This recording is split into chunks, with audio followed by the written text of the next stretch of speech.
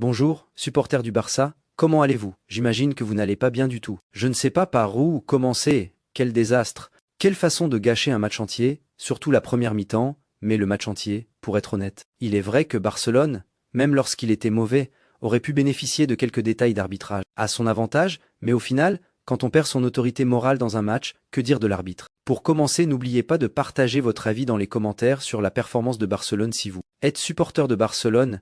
N'oubliez pas de vous abonner à la chaîne, de mettre un like et de suivre notre page. Pedri a dit exactement cela, et il avait raison. Même le penalty manqué par Lewandowski a été un moment décisif, car je pense que s'il l'avait marqué un quart d'heure avant la fin, Barcelone aurait peut-être pu gagner au Sánchez-Pizjuán malgré sa mauvaise performance. On peut rater des penalties, comme l'a dit Pedri, mais le problème, c'est le sentiment général que l'équipe a laissé derrière elle. Barcelone était aujourd'hui une équipe méconnaissable.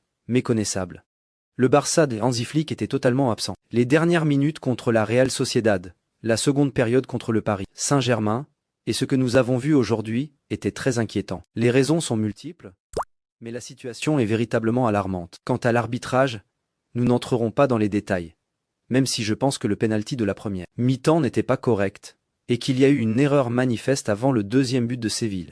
Mais honnêtement, Barcelone n'a pas remporté un seul duel en première mi-temps. Ils ont semblé manquer d'énergie, d'envie, fatigués, sans vitalité, montrant des signes évidents d'épuisement. Ils ont disputé 7 matchs consécutifs entre la dernière trêve et le début de la suivante, 7 matchs consécutifs avec de nombreuses absences. L'absence de Lamine Yamal a un impact considérable, non seulement par son apport, mais aussi par la peur qu'il inspire aux défenses adverses. Sa présence les fait reculer de plusieurs mètres, tandis que son absence les fait avancer avec confiance. Son impact est évident. Il y a aussi l'absence de Rafinha, celle de Firmin, et même celle du gardien Juan Garcia dont j'ai dit qu'elle était très pénible et dont beaucoup se sont moqués, mais son absence est vraiment dévastatrice. Bien que Szczęsny ait réalisé de bons arrêts, la différence de caractère et de présence est flagrante entre la présence d'un gardien qui fait la différence et son absence. Je ne vous donne qu'un chiffre. Pedri, l'âme de cette équipe, touche habituellement environ 110 ballons par match. Aujourd'hui, il n'a touché le ballon que 56 fois. Imaginez, presque la moitié de la moyenne. Cela explique à lui seul la performance de Barcelone aujourd'hui à Séville. Malgré tout le respect que je dois à Hansi Flick, que nous avons beaucoup encensé, nous devons également formuler quelques critiques. Lors des 2 derniers matchs, face à une pression individuelle sur tout le terrain, comme celle de Séville aujourd'hui, l'entraîneur n'a pas su trouver les solutions appropriées. Il a pris des décisions controversées.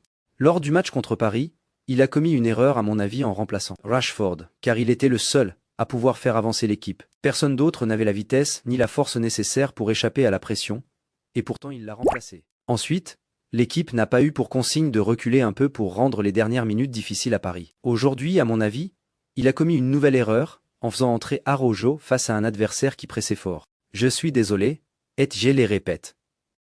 Araujo est un bon joueur, certes, mais il ne peut pas jouer dans ce genre de match. Il perd beaucoup de ballons et prend de mauvaises décisions lorsqu'il sort avec le ballon seul, qui laisse Koparsi à ses côtés isolés et limités, car toute la pression est dirigée vers lui.